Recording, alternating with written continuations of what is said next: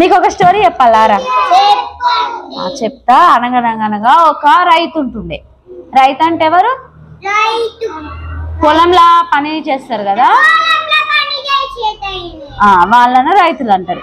మరి ఆయన పొలం పోయిండు, పని చేస్తూ ఉంటే ఇట్లా ఒడ్ల పంటి నడుస్తుంటారు కదరా, నడుస్తూ వర్క్ చేస్తా ఉన్నాడు.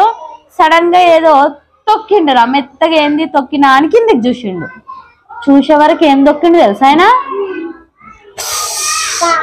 పాముని తొక్కిండు. పాముని తొక్కే వరకు అది బుస్సుమని లేచింది. బుస్సుమని లేవ్వంగానే రైతు చూసి భయపడ్డాడు. ఆ పాము బుస్సుమని ఆయన మీదకే లేచింది. ఆయన మీదకే లేచే వరకు ఏమైంది తెలుసా? పాము ఆయన మీదకి లేచే వరకు భయపడ్డాడు. భయపడి వెనుకకు 2-3 అడుగులు వేసిండు.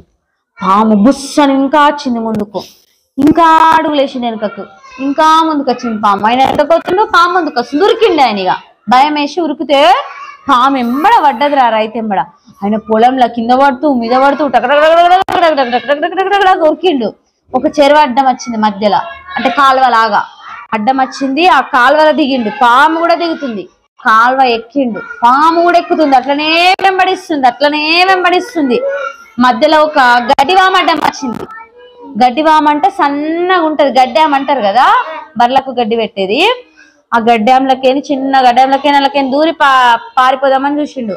పాము కూడా దూరి బయటకు వచ్చింది. అట్లనే వెంబడిస్తుంది. ఒక కొండలాగా వచ్చింది, ఇంత కొండ.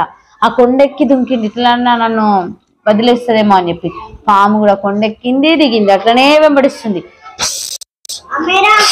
అనుకుంటే వెంబడించే వరకు ఏమైంది తెలుసా? పోతుంది. అయితే రైతు ఏం చేసిండు? చెట్టు ఎక్కిండు. ఇక అమ్మో ఈ పాము ఎట్లయినా వెంబడబడుతుందని చెప్పేసి చెట్టు ఎక్కేసి చెట్టు పైనకేని దుంకిండు. దుంకిపోతే పాము కూడా చెట్టు ఎక్కిందిరా. పాము కూడా చెట్టు ఎక్కి చెట్టు కొమ్మకేని అటు ఇటు తిరిగి దుంకుదామని చూసింది. దుంకుదామని చూడంగానే పాముది తోక ముడి పడ్డది. నేను కథ అయిపోయినాక పంపిస్తా, సరేనా? పాముది తోక ముడి పడ్డదిరా. ఇట్లా చుట్టూ తిరిగి గుంజినట్టు అయింది.